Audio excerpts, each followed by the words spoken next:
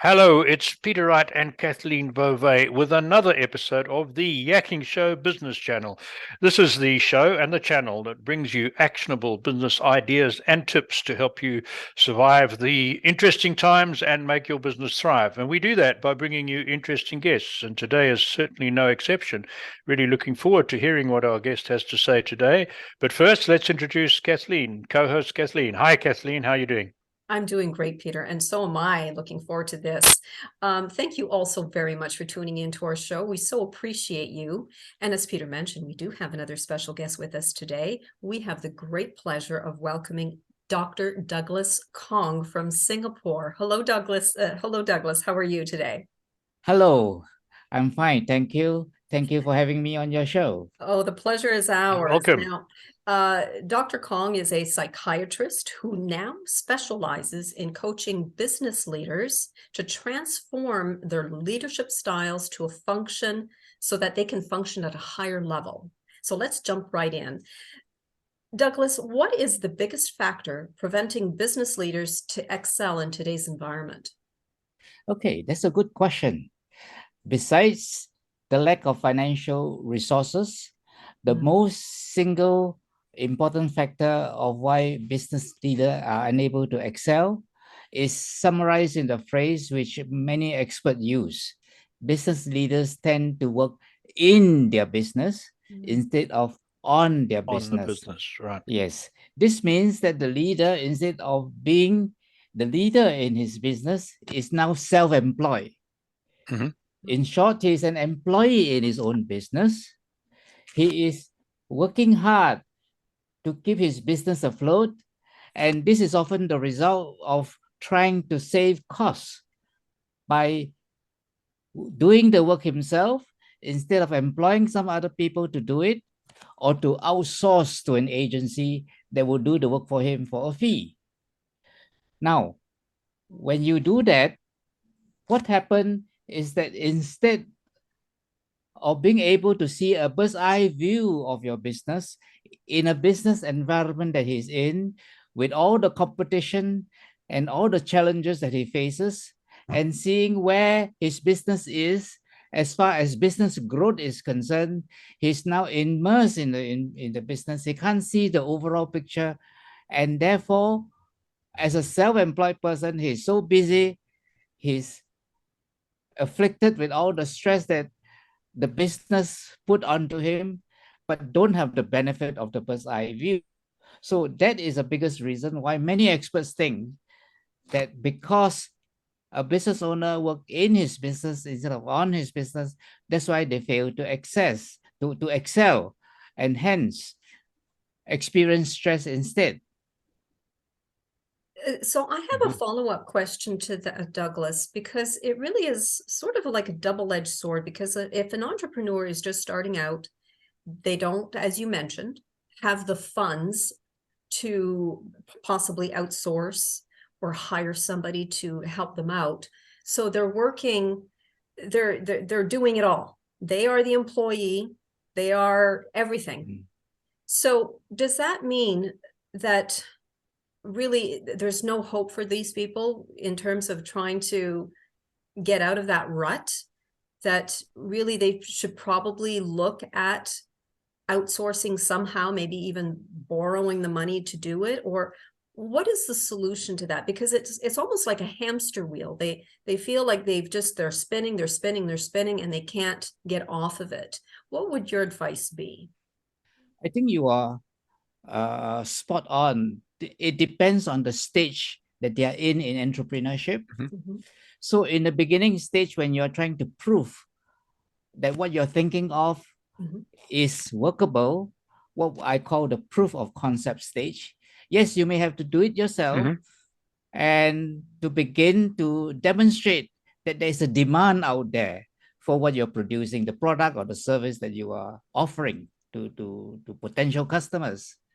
Now, once you pass that stage and you begin to launch your business, you need somebody else, because as I explained to many people, competition is very keen nowadays. The internet is a boon, is also a curse. That's Yes, you true. can reach out to customers all over the world, but you also have a lot of competition from all around the world. That's true. So last time, without the internet, I'm in my village.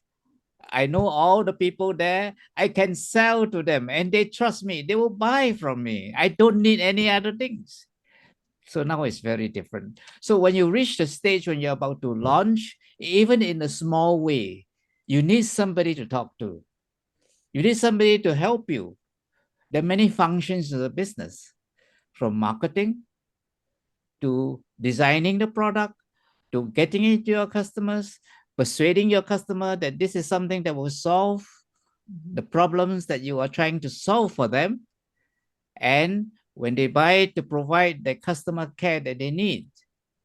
So there are many functions, and with technology, besides the competition, is the fact that much more and more technology is being utilized in any business. That's for sure. So the simplest of things, let's say email or work processing, can take away the drudgery from having secretaries to type what you have composed on a paper and then transcribe it to something that can be sent out. That is gone. Right. What more nowadays with all the technology, with apps and various software and hardware to any business. So you can well imagine that when you are past the proof of concept stage, you really need at least one or two other body to help you get moving. Right. And certainly you need a very important resource, which is a financial resource, you see. And without the financial resources, that's why many small businesses struggle. And I've seen myself, entrepreneurs struggle and then giving up halfway. So I've been long enough to see that happening. Right. Absolutely. Right. So would you say that that's the biggest change that you've seen in the last 20 to 30 years is since the internet became used by so many people and everything related to the internet? And as you just said, business owners no longer have secretaries and assistants like that. Is that the biggest change that's caused problems for entrepreneurs and businessmen? I think that's the biggest change that has changed everything, including our lives. And now there's another change coming on, automation, AI. And you Yeah. know how that has changed us. Oh, for sure. I used to spend few months designing a course or writing an article. With AI, I can do it in half an hour. It improved my productivity, but some people are afraid of it. They don't embrace it. For sure. And that become a challenge. Well, on that one, we're going to be talking about stress in more detail in a minute. But just what Kathleen and I are picking up from talking to people this year, since ChatGPT was launched in November last year, that's causing more stress to many people than all sorts of things have in the last few years, because they're so worried that it's going to replace them, right? Yes, indeed. Yes, some jobs will be replaced. For example, for sure. secretaries are no more. So that's right.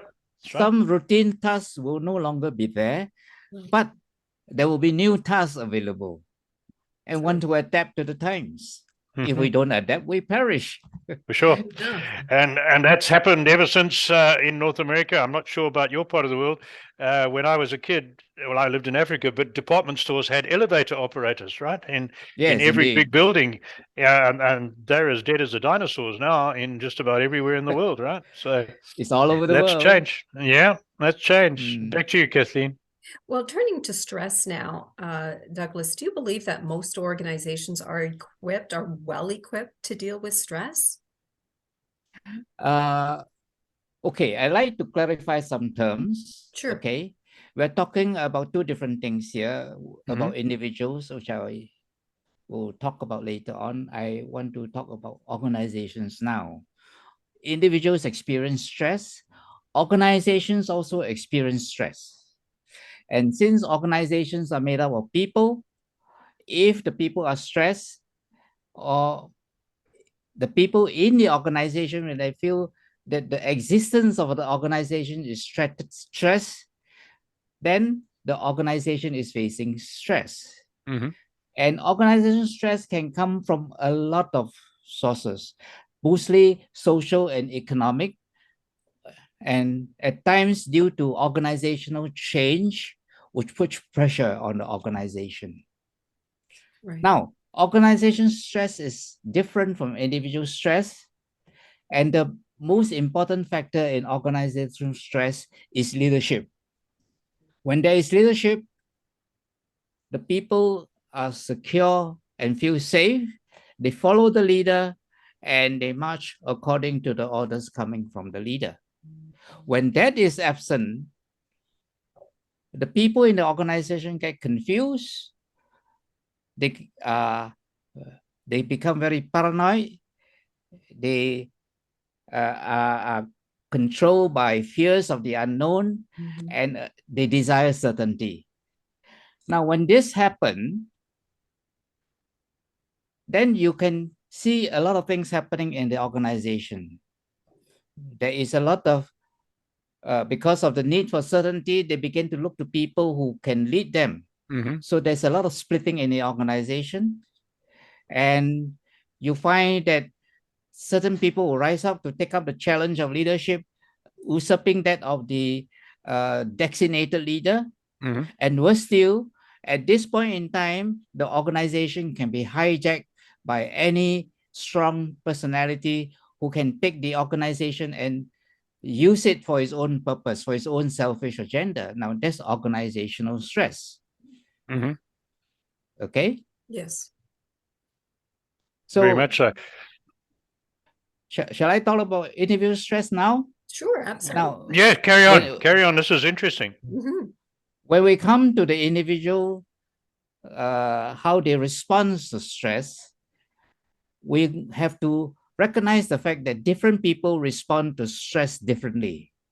Sure. In the last century, scientists call this toughness or hardiness. Okay, so it has been demonstrated that hardy people cope better with stress than others, Right. while less hardy people tend not to cope well. Of course, this hardiness factor is moderated by an individual's experiences of life. So if a person throughout life is afflicted by a lot of abuse, a lot of trauma, a lot of injury, and so forth, then they'll be weakened. Their ability to be resilient to stress is weakened. And when that happens, that individual is very prone to stress. It's the outcome of both nature and nurture, as people often said. All right. And the individual's response to stress is such that if he can respond well to stress, he can thrive on stress. Because stress actually causes our body to respond in certain ways, and we got to learn to regulate it. So it is our physiological response that causes all the problems that stress gives us. If I am hardy, if I learn techniques, if I practice behaviors that help me to be resilient, then I can cope with stress better. The ultimate way to cope with stress is how we look at it, our perception, our psychology, the way we think about it. So if I find everything as threatening and stressful, then everything will indeed be stressful and threatening. True. But if we can be sure that physically we are safe, in other words, we are not threatened physically, our lives are not at stake, and so therefore it's our perception of the environment around us that causes stress. I can change that perception. And that is the essential thing in stress management. And of course, stress can be mitigated if there's support from around us. If I'm with people, I don't feel so stressful because I'm in a group. If I'm not with people who are supportive of me, I will feel more stressed. Okay. And then the other thing that supports us is our ability to be healthy and physically strong. So the way we look at our diet, the way we train ourselves to be physically active and strong and healthy also helps in mitigating stress. So that's why a lot of stress management techniques has to do with exercise, has to do with diet, has to do with nutrition, has to do with the way we arrange our life, whether we have enough sleep or not. and so forth.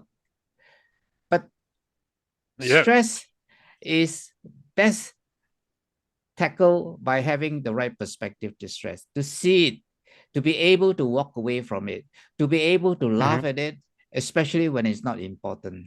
So that when it's important, we can focus all our attention to it. Right. Now, Yeah. in terms of business leaders, do you think Yes. business leaders have a responsibility to help mitigate stress in the individual? Just I because think it then helps the entire organization as a whole. Like some organizations, many organizations now offer fitness facilities on site, or they, maybe they have, I don't know, just different programs to help mitigate stress levels among their employees. Do you think they have a responsibility? I think so. Yeah. So experts call this organizational health.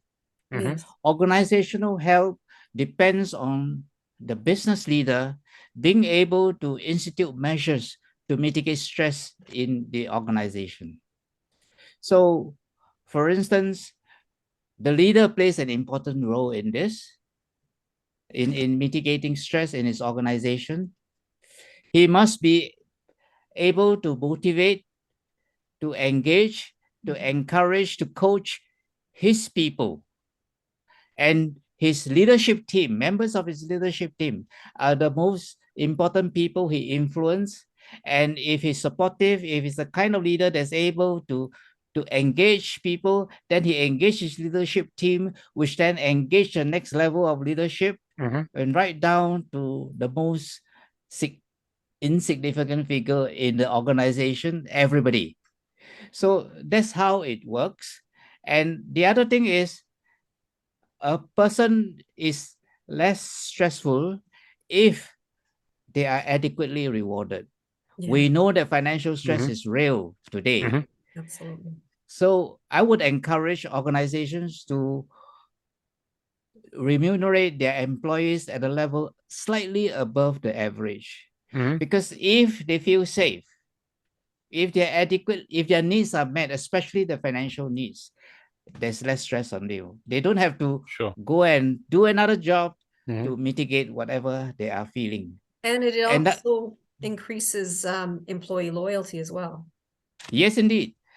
And more important, the employer has to take care of the health of his people.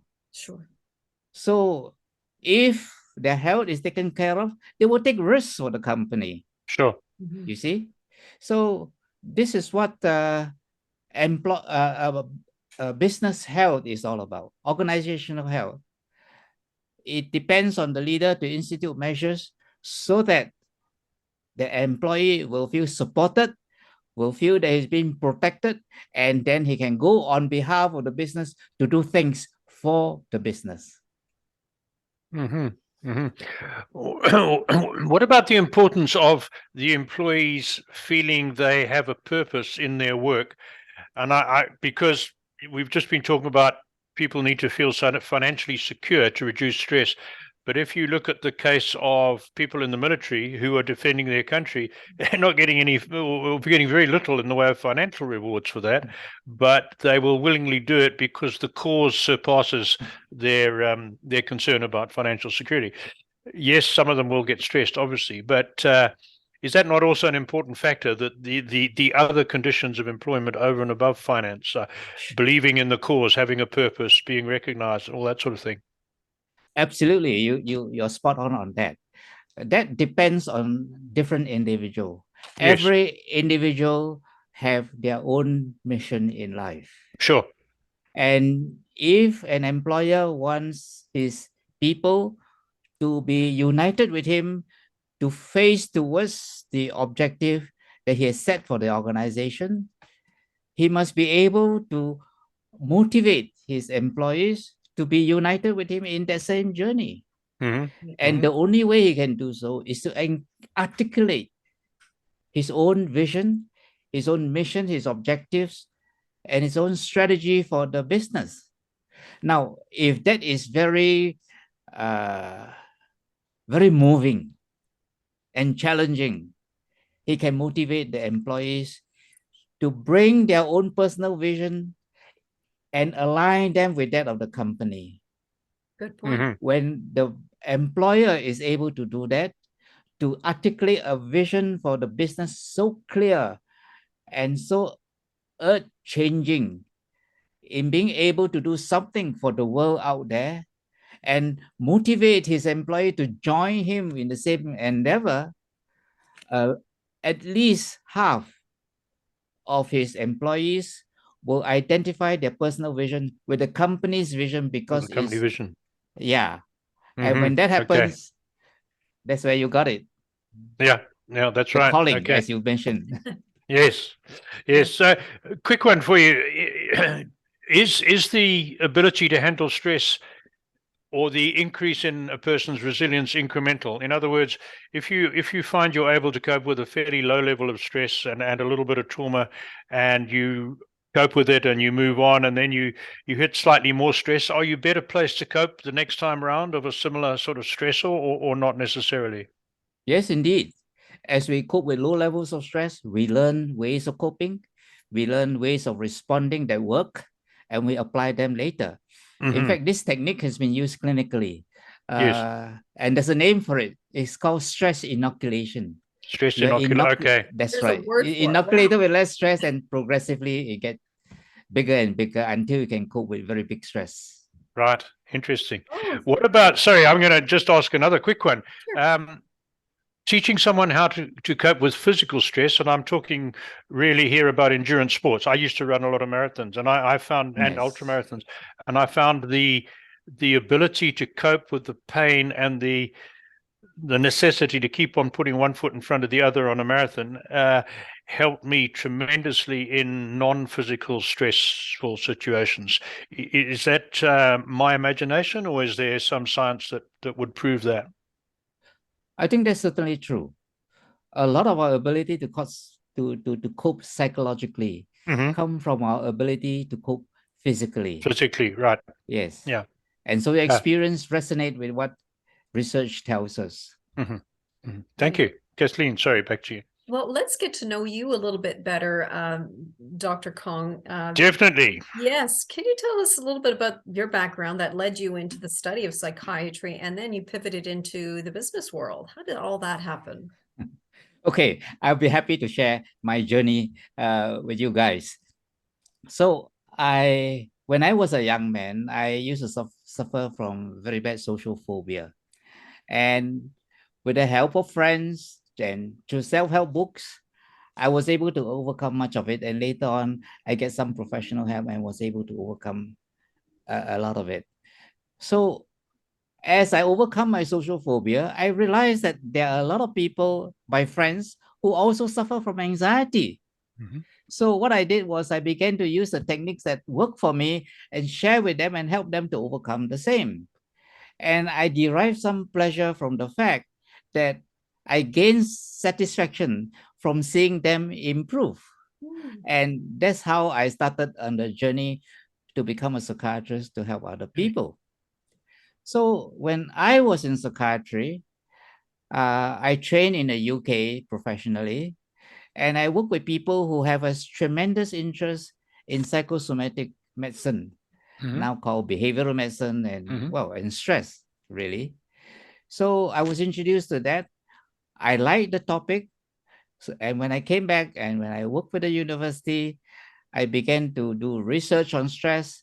I began to talk about it, to teach other people how to cope with it. And I began to conduct workshops to train people on stress management techniques. I still remember conducting a workshop and teaching the whole class of up to 100 the stress management by using a relaxation technique. So that's how I started. And later on, when I moved into private practice, I told my colleagues out there that, hey, I'm going out to practice psychiatry and my interest is in stress. So what my colleagues do was to refer uh, their customers, their clients, their patients, who are mainly executives, business owners, and so forth, professionals who were stressed in their work. Right. And at that time, you may be interested to know at one time that the business district have many people who have high blood pressure. Mhm. And then when they check these people high blood pressure, hey, suddenly the blood pressure seems to disappear. And after Mhm. some time, people realize that it was because of stress. Right. That's why they have the blood pressure. So there was a lot of stress in those days. And I was working on them. I was researching them. I was doing it. And when I see these business people, these executives, business owners, and so forth, with the stress things, I not only help them and manage the stress for them, but having gone through what I went through, I often go into problem solving mode and ask them what caused them the stress in the first place. So they come up with their problems, with the difficulties they had with their subordinates or their bosses or their colleagues or whatever. And as I problem solve with them, I get into the details of the thing that stress them in their business. And in order to understand this better, I began to read books on management or HR or whatever it was, and subscribe to Harvard Business Review to get a perspective of such things so that I can help them better. Later on, I took a course, a non-graduating course on MBA topics to systematize my learning. So when I retired for health reasons, I felt that perhaps I can put this into practice and focus on the source of stress, which is their businesses. Excellent. And so when I do that, I began to pivot to business coaching, to executive coaching and business coaching. And that's where I am today. I love hearing people's background. Hey, what a story. Yeah, You know? that's really good. Yeah. We got to watch our time a little bit, but a very Yes, quick one. sure. Do you see significant differences in the way business leaders in Asia handle stress compared to business leaders in North America? I think there is a difference in culture Mhm. between the West and the East. It has been pointed out by a lot of people that Eastern culture are mainly collectivist, Right. whereas Western culture tend to be individualistic. So in Eastern culture, people tend to work in groups, Mhm. and people tend to be collaborative and cooperative, so that when you work together, then there is harmony, which is a very Eastern Right. concept. Yeah. So in addition to that, Eastern employers tend to view their business as an extension of the family, and they Okay. would take care of their employees as if they're family members. Right. Oh, So, for example, when I interview a CEO of how he cared for his employees, I observed that during the interview, he and his employees were on first name terms, talking and bantering with one another. And then he told me the story of how an employee of his get attracted by the local casinos here and get involved there and end up with a debt of $30,000. And what the CEO did for him was very simple. He simply confronted his employee and said, "Look, I want you to change. I will pay your $30,000 debt for you. And in return, you will pay the company back through regular small deductions from your salary. Right. But you come back to work." And you can imagine after that incident, this employee is thoroughly loyal to his employer. Of course. Yeah. absolutely. So Wow. this is what I noticed. I noticed many of my friends who are business owners, they pay their employees well. In fact, my friend told me that as a young man, he was paid double that of his colleagues because he was good. He was good. Wow. Yeah. And Yeah. so he was therefore feel obliged to be loyal to his boss, Of who course. valued him. So that's what it is. And in Asian cultures, on festive days, for example, for us, I'm Chinese, so we celebrate Chinese New Year. And on Right. the second day of Chinese New Year, we open our homes to employees to come and pay their respects. Respects. Right. Right. Yeah. Right. So for Muslim employers, they have an open house on a Hari Raya festival. Mhm. You see? Oh, So that's the difference between Eastern and Western. And Western. Of course, among listed companies and in the government, they have adopted Western management practice. You can see the underlying Asian culture still there in the background. Sure.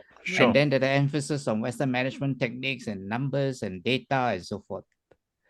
But Eastern business practices has their issues, and a lot of them mirrors familial issues. So you see factions and conflicts very similar to sibling rivalry. You can see some individual who is stuck up like a sore thumb because he's a rebel in the family, so to speak. Oh, yes. Or you can see some bosses who are authoritarian with their demands on the business, like some parents who are authoritarian and make demands on the family. So these are some of the weaknesses of Asian cultural practices. And this is seen in the business as well. Oh, sure. yes. But I guess you see some success stories where big corporations with multinational staff get the balance right. Do you see some really good success stories? I think so. I think that US is a melting pot. It's a melting pot of cultures. So yes, there are. I have read, of course, I can't name one at the moment. Sure. There's also a very big bank in Singapore. Is almost a multinational in effect, but they're very traditional in the way they build relationships, in the way they make decisions. So you can marry the goodness of both cultures. Of both cultures together. That's good. That's good news. Yes. Yeah. Well, we are running towards the end of time. So Kathleen, you better find out from Douglas how people can contact him. Yes, absolutely. Can you give us what your contact information is, Douglas? Okay. They can contact me on my website at douglaskong.com, where I have a free ebook that they can download. Excellent. And this ebook is entitled The 5 Elements That Power Business Growth. The 5 Elements is a framework that I have come up with to help business owners. On douglaskong.com, there will also be a contact page where they can get in touch with me to have a conversation with me as to what they feel their challenges are and what can be done about it. I also have a blog site at optimalzoneperformance.com. That is my blog that houses all my articles that I've written so far. And they can connect with me on Facebook as well. Optimal Zone Performance, my Facebook page. Excellent. Well, Peter, I know you have your burning question. Do we have time? Yes, we do. We do. For your Douglas, I've got to ask you. Yeah, you're a really good one to ask this question. Yes. We ask all our successful guests this question.